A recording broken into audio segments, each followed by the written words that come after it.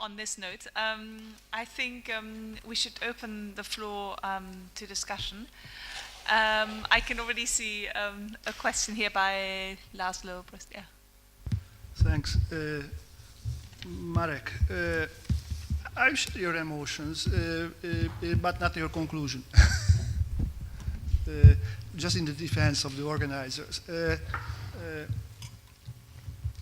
I think there are some good empirical and also analytical reasons to use these concepts. Yeah? Also this, including yours, semi-periphery, which was very important and this is used by some of the authors here.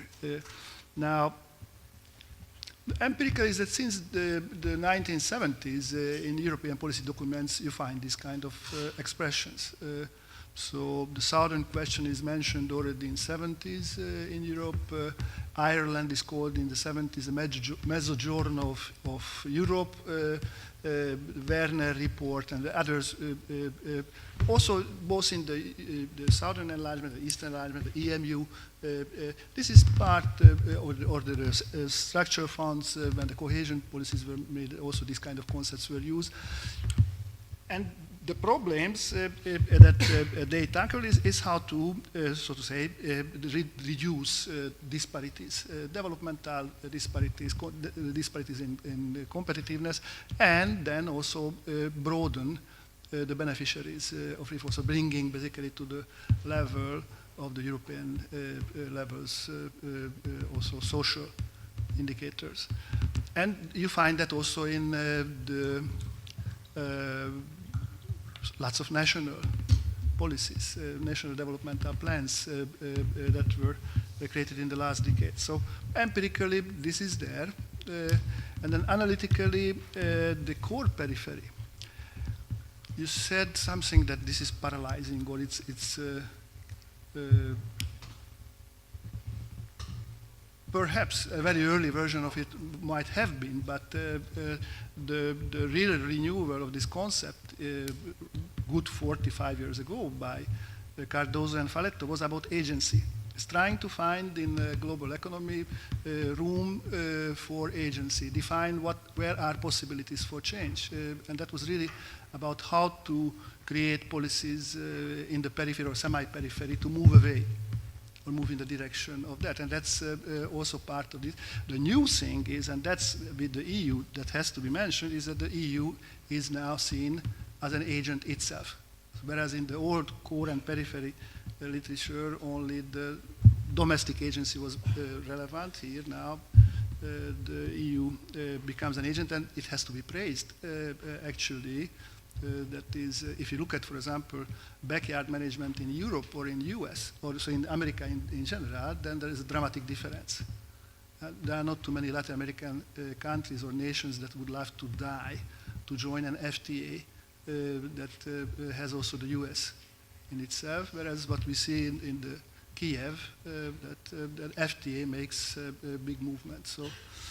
And the other thing, of course, the EU also is very useful because the EU can also be bashed because the way it managed its eastern and southern peripheries was fine, perhaps, to the crisis, but what it does in the post-crisis period for that is more part of the problem than part of the solution. So that's in the defense of this panel. Thank you very much. Marek, would you like to reply? Or no, you're fine. Okay. It's a roundtable. It's a roundtable, just in case you... bundles of questions. Okay. I can see, yeah. Oh, yeah. Thank you. I thoroughly enjoyed the panel, and it raised all the important questions. Yeah. I have two comments/questions. The first one is for Brigid, and I really appreciate your personal account of that encounter between Mitterrand and Havel. But I am wondering increasingly whether, considering the challenges we face, this was the best Europe to embark on, that was created through the Treaty of Maastricht. You know, that decision that, yes, we can and must have a Europe that is more deeply integrated and that will be wider. Because we know that also was discussed in the panel, that because it is deeper, there are limits as to how far we can go, even with the Western Balkans, right? That it will take 10 years or longer, as Eduard Kukan said. And that, I think, poses a problem, because then the soft power Europe in Macedonia is diminishing, right? And then a question related to that. I have to confess that I greatly admire Andrew Moravcsik, your work and your rhetoric. But I just can't follow the arguments, because I am a committed European, and Brigid can probably testify to that. And my frustration really comes out of the realization that we are facing very serious problems. So, a simple question. You say there is no question about the EU ceasing to exist, not surviving, and I certainly share that assessment or sentiment. But you know, is your optimism not to be modified by the results of the EU elections? And I know the arguments against this point, because of course the pro-EU majority will only solidify in the European Parliament, but the impact this is going to have on the French political system, and the Frankfurter Allgemeine Zeitung has a very good editorial about it today. I mean, the French political system is in tatters. I mean, it's not even only the fact that Marine Le Pen, who surely by any account is a neo-fascist, attracted 25% of votes, but the current government has no support whatsoever, right? That the mainstream parties are discredited, and that brings me back to Marek Cichocki. There is no center, because the center has always been Franco-German engine, but France is dissipating from European politics. So I just wonder, I mean, I would love to share your optimism, but facing the mortal threat of imperialist Russia in the east, that is Ukrainian problem, but I think it's our problem too. I mean, when you said yesterday that Putin already backed down, well, he didn't withdraw from Crimea, and no one expects him to do, right? And Crimea was guaranteed by Budapest Memorandum, as Eduard Kukan, well, as everyone knows. You know, so we have a serious threat of more imperialist, assertive Russia, and we have the serious challenge of the rise of non-systemic, neo-fascist, whatever you want to call them, ugly, nasty politics, even in what used to be called the core of Europe, France, right? So I just, does it moderate your optimism, or it's not relevant? Okay, maybe we'll, another question, and then we go to the back of the panel. Sorry, yeah. No. Let me make a couple of remarks. First of all, I think that to answer the question about core or periphery and the future of the position of so-called New Europe in Europe predominantly depends on answering another question, namely Europe's role in the shifting global environment and how to stop the potential further peripherization of Europe as such in the world. I think that we should, and that is what the recent elections have shown, we have to mobilize the society, we have to mobilize the public opinion in a situation which is seemingly different from the situation in which the European integration was created. At that time, there were three pressing imperatives for European integration. One was the existence of a very clear enemy, both in military and ideological terms. That was the Soviet Union and particularly, and the satellite that divided Europe. It was the benign, sometimes not so benign pressure in the first decade after the Second World War coming from the United States, particularly in Germany, in Western Germany. And third, it was the common memory and common experience of the society, whether you were on the loser side or on the winner side after the Second World War, that nobody wanted to have again any war in Europe. What is the situation today? We do not have a clear enemy, although something is emerging in the East, but there are a number of unidentified enemies. Terrorists, for instance, everywhere in the world, including within the European Union. We know that they exist, but you cannot localize them. The Soviet missiles could be localized. The second, American pressure is not existing anymore. Let's hope that the TTIP will be a successful upgrading of transatlantic relations. But the most problematic issue is the generations. The degeneration, unfortunately, for biological reasons, that had this common experience after the war and could estimate or evaluate very highly stability later, also peace and prosperity later, this generation is dying out. It is fading away, and the new generation takes most of these values, which have been created in the last 60 years, practically as self-evident, for which we do not have to work anymore. It is given, it is granted, and that's the very, very big mistake. That's the, what can we do? Because I wouldn't like to just analyze the situation, but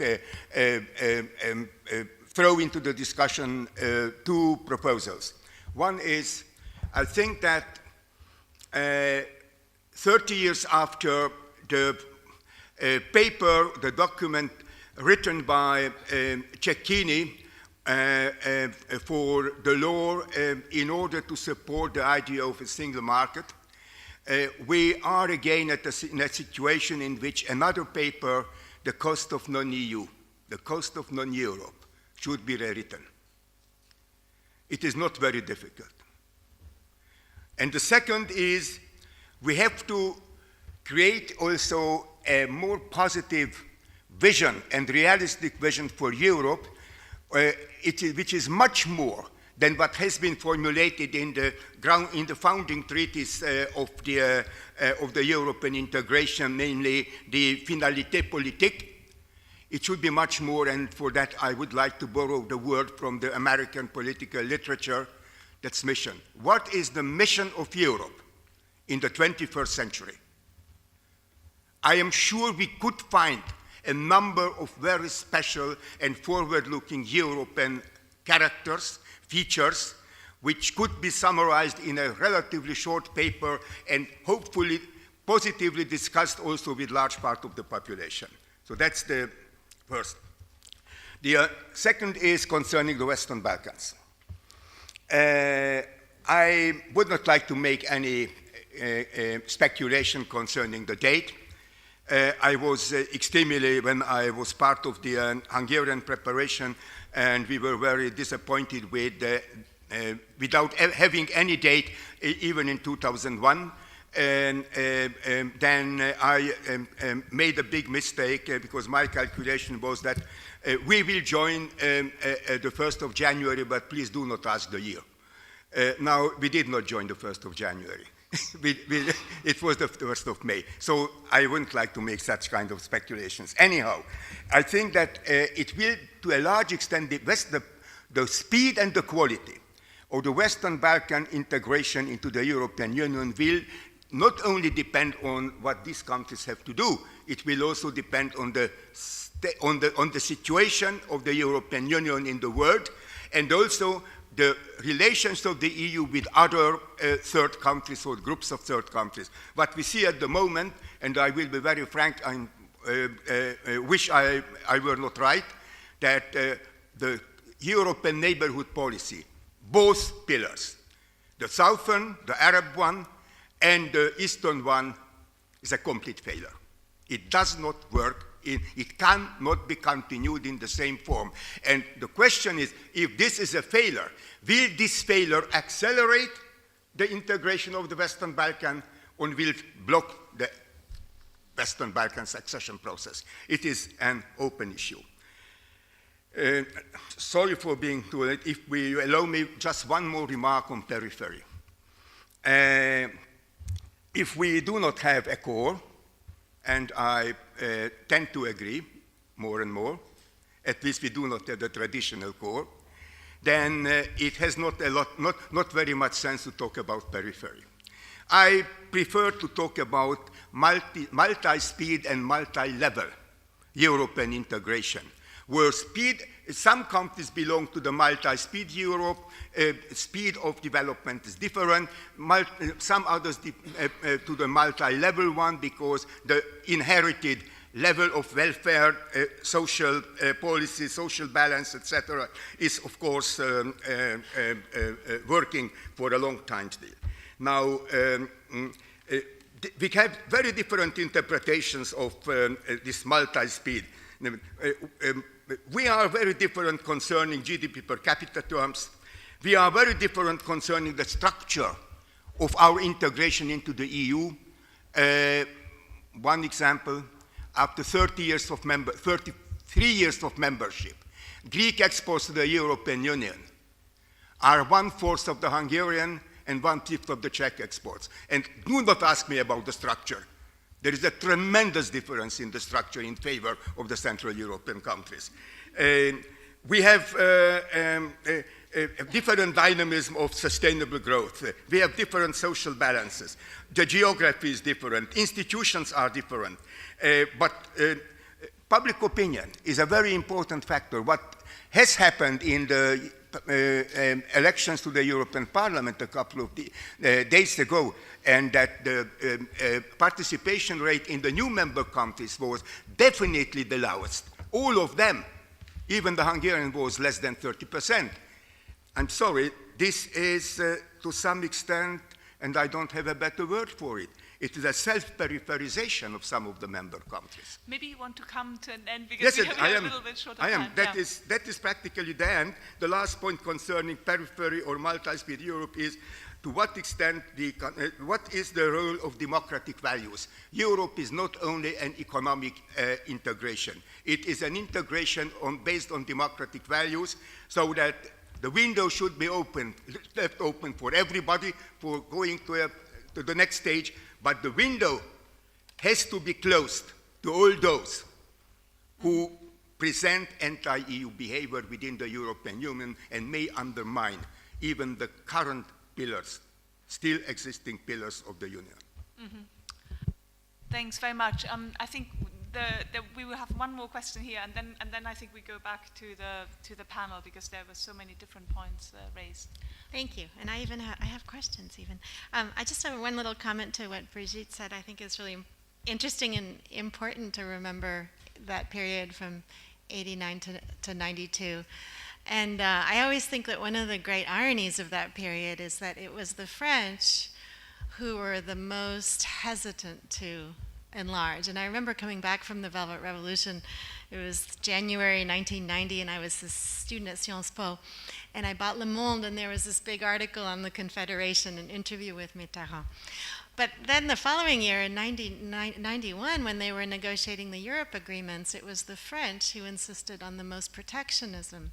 And it was actually the profound protectionism within those Europe agreements, which basically blocked the export of steel, textiles, agriculture, and chemicals, the things that these countries had the most competitive production in, that really dug in the heels of the Visegrad states in terms of wanting to get into the EU. The anti-dumping and safeguard measures were pretty terrifying if you knew that your future economic restructuring was going to depend on FDI and exports to the West. My questions are for Mr. Kukan, and he's at a disadvantage because I agreed with everything he said, which means my questions are going to be even more difficult.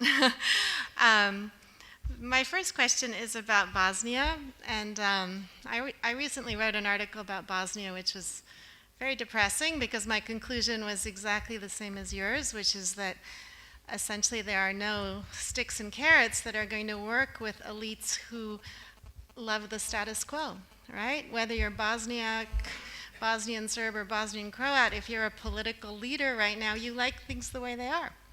But unfortunately, the situation for Bosnian citizens is extremely bad. Very, very poor governance, extremely high levels of corruption, and a very poor country. So the Czechs can afford this corruption, the Bosnians cannot. And so my question to you is, do you think that Sejdić-Finci was a mistake? Because the EU has essentially drawn a line in the sand saying Bosnia can't move forward with the implementation of the Stabilization and Association Agreement without satisfying Sejdić-Finci. Right now, you can't be elected to high office in Bosnia unless you're ethnically Serb, Croat, or Bosniak, which means a Jew or Roma or someone else could not. But I think that they've been using this as a pretext. I mean, it's like you handed them a gift, not you personally, the EU. So I think that that was a mistake, and the EU should just, you know, swallow its pride and push through the SAA. And my second question is sort of Frank's question from yesterday.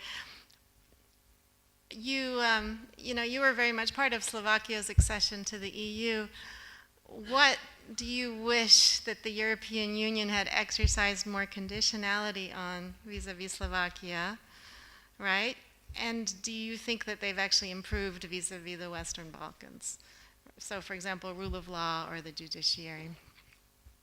Thank you. Thanks so much. I think maybe, Edward, you'd like to take that start with that question because it's very directly asked. Okay, of course, the Sejdić-Finci issue is there for a long time, and I like your way of thinking and your question whether it was not a mistake.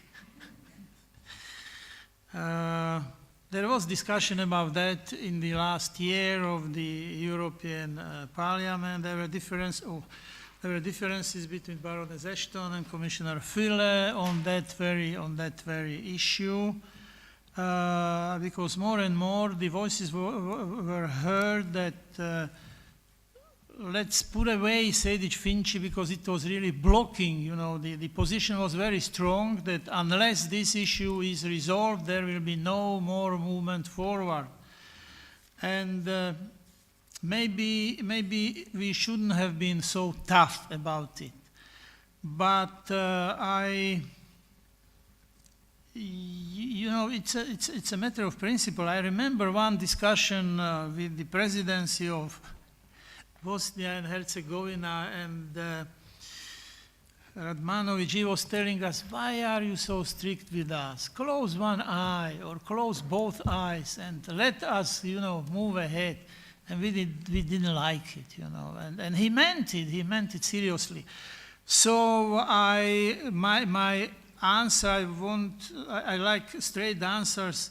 Maybe that was a mistake. Maybe we should have not been so tough, as I said. But on the other hand, you have to be tough with them. Maybe we could have transformed this requirement in a way, because in this I completely agree with you, that they used it. They used it very skillfully. When you discuss with them, they are saying all the right thing. They promise. And I think that European Commission cannot say they were trying, you know, Füle was discussing with the leaders. I don't know how many times he took them in Prague. They discussed 7 hours. In the next meeting, they discussed 14 hours. No result at all. And in the end of discussion, they were saying all the right things. Then they returned back home, zero, zilch, nothing changed. That's why I said that we are frustrated what kind of tools to use in negotiations with them. And I think that it will be necessary for the new Commission and for the new Parliament to start some new process, new approach, because they are right in telling us that you are asking something from us which we cannot do because our hands are tied by the Dayton Agreement. And then you have the new question, should we reopen the Dayton Agreement? I don't know what would be the end of it. I'm very skeptical about it. But the only conclusion I can say that we shall have to look at this issue with fresh eyes or something, taking stock what was done before and do something dramatic. You know that the rapporteur of the European Parliament, Doris Pack, suggested in her proposal to suspend the membership of Bosnia in the Council of Europe. You know, it's a very tough measure, but she's a very kind-hearted person, but she wanted to send some wake-up call to the leaders of Bosnia because there are no other issues. It was not approved by the parliament, but maybe something like that. If my answer is inconclusive, that reflects the reality. The reality. And the second issue about the conditionality which European Union used to Slovakia during our accession negotiations, I will not go into details, but I would say that it would have been useful for us if more conditionality had been used during those negotiations. If I may, two more sentences concerning what Professor Inotai said. I completely agree that the failure of the neighborhood policy with eastern and southern dimension is a reality, and it will have some negative effects on the future process of enlargement, unfortunately. I was rapporteur on the European Neighborhood Instrument, the financial assistance to the civil societies, you know, more for more, the more democracy, more financial support you will get. No programs can be implemented because there was already program for Ukraine, for example. That has to be completely rescheduled, rearranged. So unfortunately, these two issues are connected, future process of enlargement and the failure of the Eastern neighborhood policy. Thanks very much. There were several questions addressed to you, so I thought maybe you would take. Thank you. Out of all that's been said, I will respond to three things. One from someone on the panel, and that is whether or not core periphery has analytical leverage. And I agree with Laszlo, it does, and particularly in terms of political economy. And one, I think, of the interesting things about the European Union, and since we're in praise of Europe, is the extent to which the existing member states have, since the early 1970s, been prepared to give membership to countries that were much poorer than the existing member states. And the first single country that became a member state that was a poor state was my country. Ireland joined the EU in 1973 with per capita incomes at 55% the EU average. 55% the EU average. And apart from the very small enlargement to the north, the Nordic enlargement, all enlargements since then have been about poorer countries joining the EU. And for those poor countries, the EU has offered, the EU doesn't offer catch up, it simply offers the opportunity to catch up. It doesn't, not large inter-regional transfers, but they're significant for all of those member states. And that goes back not to the 1970s, as Laszlo said, but to the preamble of the Rome Treaty, which spoke of the backwardness of the less favoured regions, which is treaty speak for poor countries. And so I think that's been a remarkable part of the dynamic of European integration, but obviously catch-up is a complex, lengthy process, and inevitably you have diversity because not all countries avail of the opportunity of membership of the EU.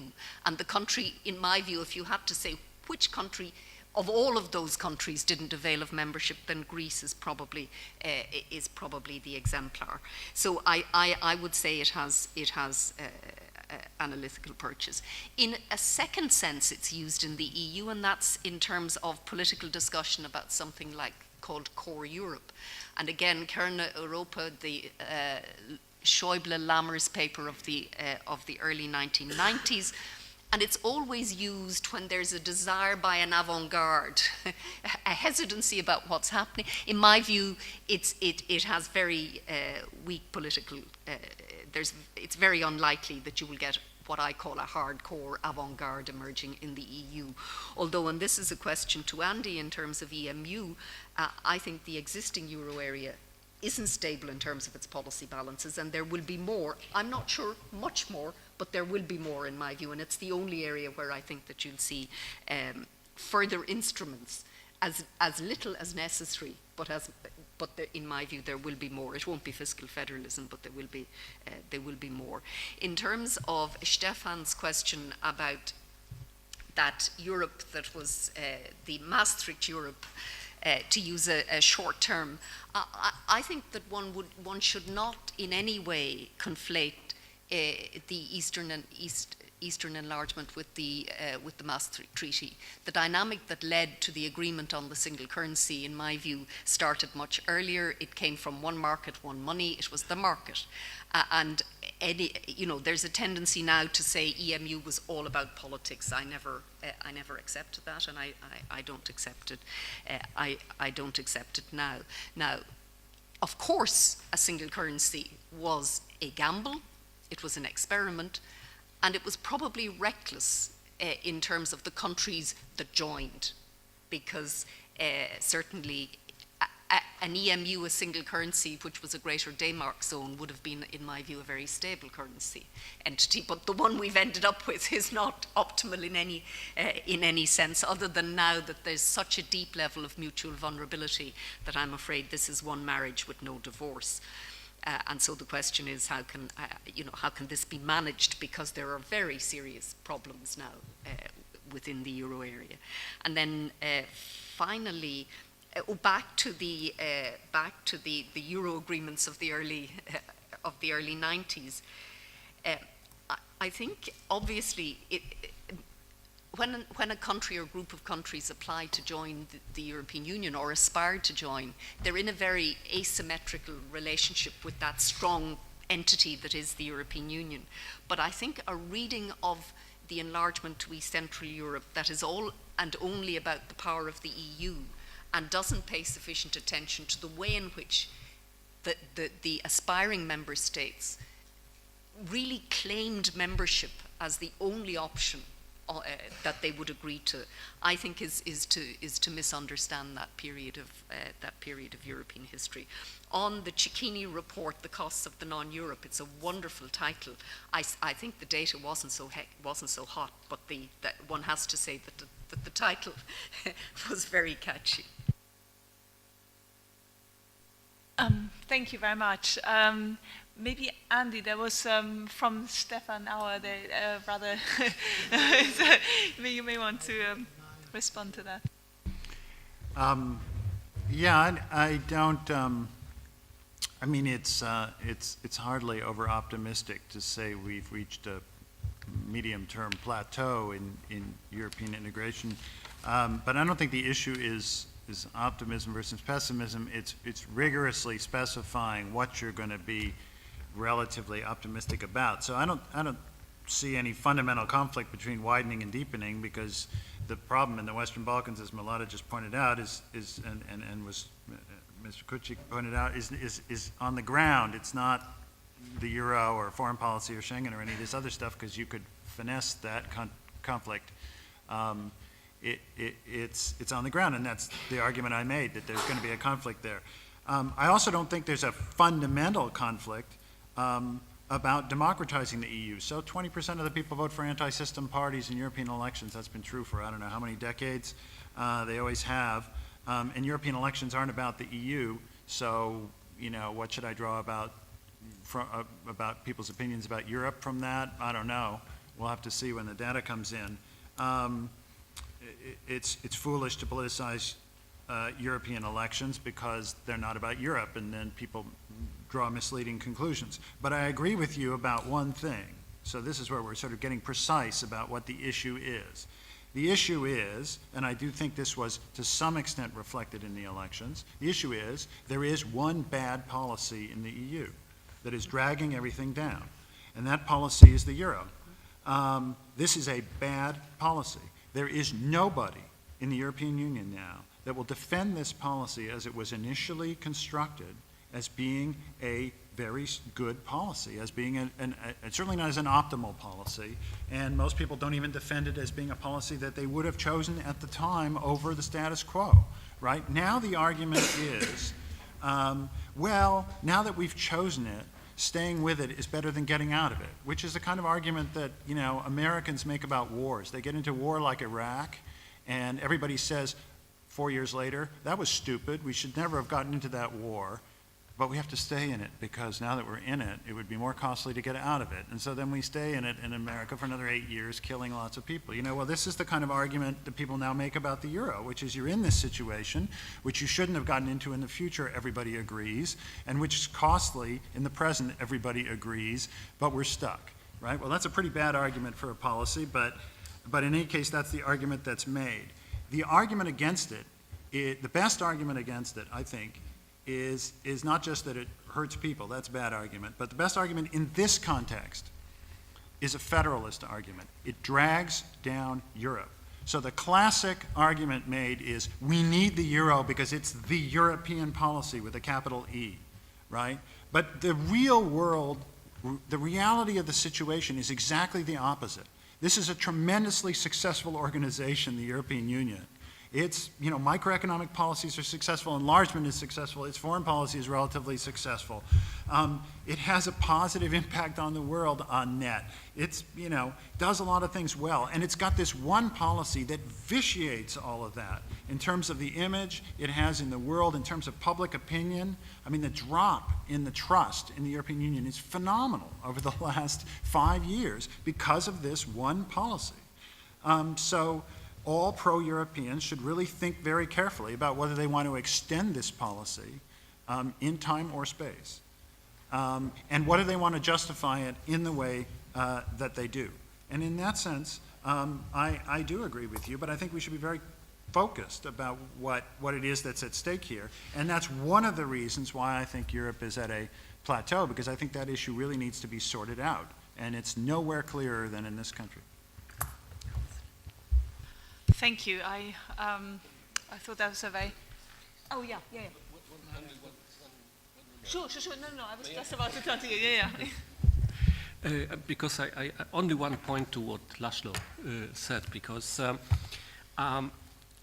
exactly in your presentation you have mentioned interesting features of the, in fact, semi-peripheral development to show the differences between the South and Eastern European countries, and you mentioned the core level of the production and peripheral consumption and problems with redistribution, but at the end also the relative more room space for state activities. Yes, it is exactly what I meant by this semi-peripheral logic of development, because now if you take the group of the Eastern EU countries and the attitude to Euro,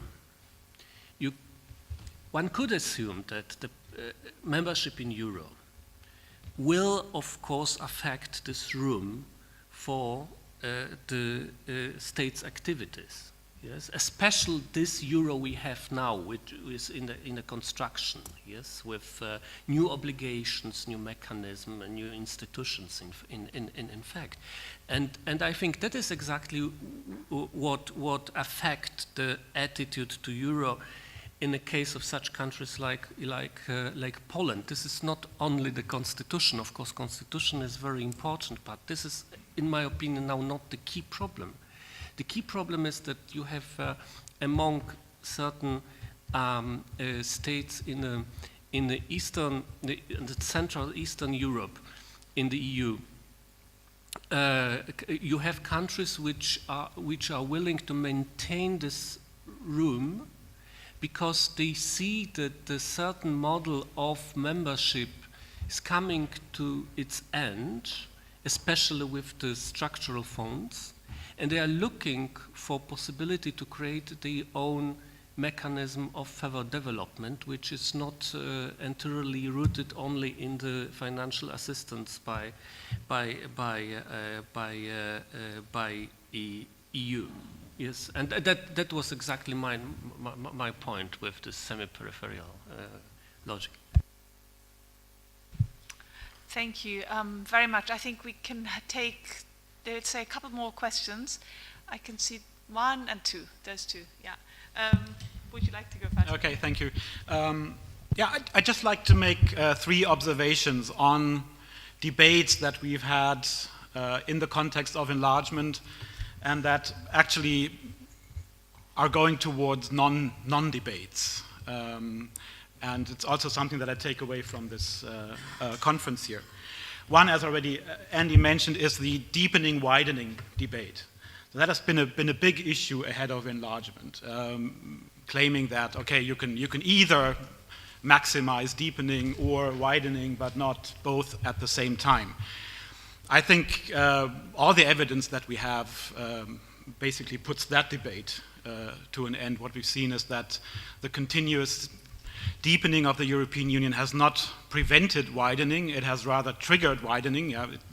By becoming more integrated, the EU has actually attracted countries that did not want to be part of it in the beginning, and it has certainly not prevented countries from joining. The other way around, widening has not prevented deepening, and we've seen the last round of deepening in the euro crisis that has certainly not been prevented in any way by the prior widening.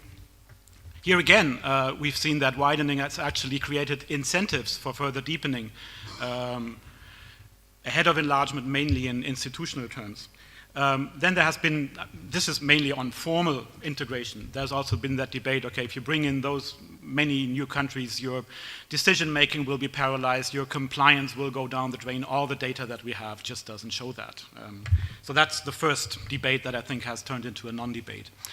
The second one, where this is still more open, this is the core periphery. And while I agree that the EU is structured according to core and periphery, I think just 2 observations. I mean, of course, countries remain in the periphery when they join the European Union, but it's a much worse periphery if you stay outside.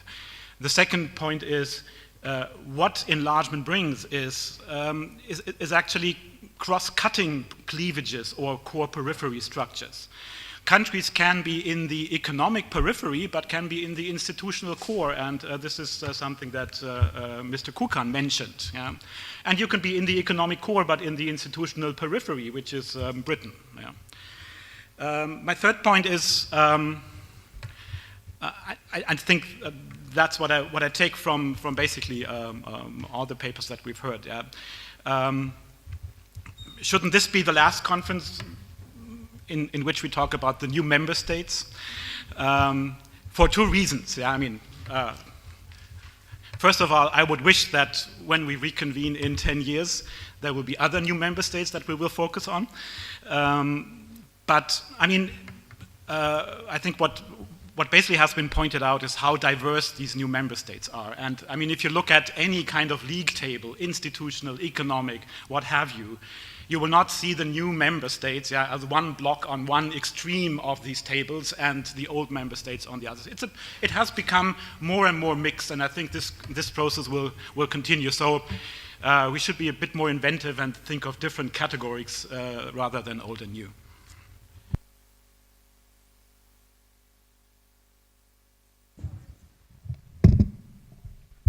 This is also about core periphery.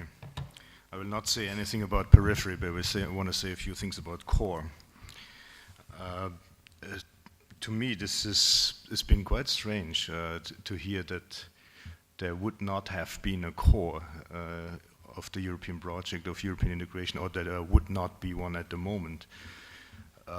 Even if you take different cores, which I think is a very good idea because there are different types of core and peripheries, institutional, economic, so there has traditionally been a clear core of the core according to all measures, and that has been the connection between France and Germany. Now, every once in a while this comes under pressure. It's at the moment under particular pressure, maybe stronger than before. I'm not fully convinced yet, but it is. The current reason for why this core of all cores is under pressure now is terrible, dramatic French decline. And this has to do with longer term trajectories, which at the moment it seems have led to total, almost complete perhaps, social, economic, political paralysis, arthrosis, stasis, close suffocation. And that happens at a time when France has a terrible government and probably the worst president that the Fifth Republic ever has produced. I'm not ready yet to fully write off this traditional core, but it is under pressure. If this core goes away for the future of Europe, I see only two other possibilities, and one is a core, the other is not core, and why this matters I will say in a moment. One other core would be that Germany is in the middle of this, and would be a core of all cores because it's institutionally in the middle of everything. It is economically the strongest in relative terms, not in the world, but in Europe and within the EU. And it might have a group of allies. Most of those would be northern and northwestern European states. I'm not so convinced as some people are now seem to be that this will be the future of Europe, and just one reason for this is because the Germans are completely unprepared for this because of their own traumatization that lasts much longer than the wall and the Iron Curtain. So if this is not, if the old core of the core France-Germany goes away and France will not be the new core, call it German hegemony in a partially integrated Europe, the other possibility I see is something like lasting muddling through. That could be something what Andy Moravcsik calls an intermediate plateau. We muddled through for 10 years or 15 or 20 and then we'll see what happens. If it's not a lasting, stable muddling through, it could be a meandering degeneration of the European project. So why does this matter? You could say, who cares whether there is a core or whether there isn't core, and this is a reasonable thought. It does matter, and there's two main reasons for this, because the European polity is too young, it's too complex and too complicated to be core-less, or to have a diluted core that is no longer a core of the core. And the reason for this is that as one result of this 60-year long process, it is a complicated polity that is full of veto points. And if there is no core, I think a more lasting stasis and more lasting muddling through will be an unintended result of the very history of the European integration project. And another reason why I think this matters and why this is why core is not nonsense is that what Europe has not produced, or the 60 years of integration projects have not produced, is a truly amalgamated Europe. It is a complex structure, it's a complicated polity, but it's not amalgamated in the sense of some countries are really cohesively amalgamated in social, economic, political, other terms. And even amalgamated countries have cores. So to sum this up, it is very strange when I hear that there had not been or would not be a core. The traditional core is under pressure, and that has very severe implications potentially. I think in the end, the only people who can save France is the French. If they do not save it, I see 15 years of muddling through, or Germany growing into a role that it does not want. Thank you very much. I was told to wrap up 5 minutes early, so I'm very sorry, Milada and Stefan. I think we probably won't. I just wanted to plug an article. This is really a two-finger, because we were talking about the core periphery, and our colleague Rachel Epstein, in their latest issue of, or maybe first issue of 2014 of the Journal of Common Market Studies, actually looks at this issue, right? Because Eastern Europe has traditionally been economically backward, and she looks at from a theoretical and empirical point of view, to what extent has EU membership helped the new members overcome this historical backwardness? And her answer is yes and no. So go read her wonderful article. Okay, thank you for that tip. I hand over to the two gentlemen who made this day and yesterday possible. And thank you very much, and thank you to all of you. I actually forgot to introduce myself, not having introduced the others. I'm Vendeline from Bredow from The Economist. I cover Central and Eastern Europe, and it was a great pleasure to meet you, albeit very briefly. Thank you. Thank you so much, Vendeline. Thank you very much. So yes, at the end, we would like to use this opportunity to thank people without whom this conference wouldn't be possible. And firstly, we would like to thank Professor Brigid Laffan, who supported us from the very beginning, personally, also institutionally. It was really important to us that you helped us. We would like to thank also His Excellency Wojciech Ponikiewski, the ambassador of the Republic of Poland to the Italian Republic, who also gave us a great support from the very beginning. Thank you so much. We would also like to thank Professor Alexander Trexel, the head of the Political Science Department. And last but not least, we would like to thank Mariana Spratley. Without her, that wouldn't have happened.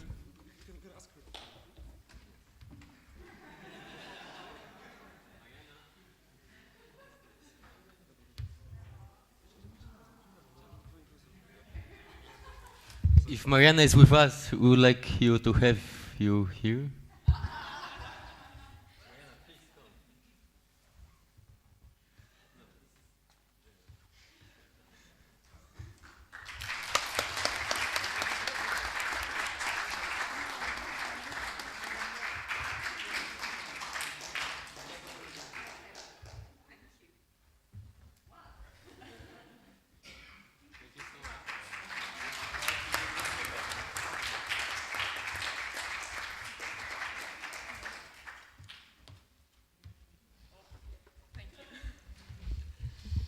Well, we didn't finish it. Let us also use this opportunity to, apart from the organizers, to thank also people who gave us, at the very early stage, excellent support and the great advice. Professor Ulrich Krotz, thank you so much. Also, the only representative of Eastern Europeans in the Institute who helped us really a lot, Professor Rachel Brust. And yes, at the end, we would like to thank all the participants for your contributions, for your presence here, for your papers. We have had a great time here. Thank you so much. Thank you so much.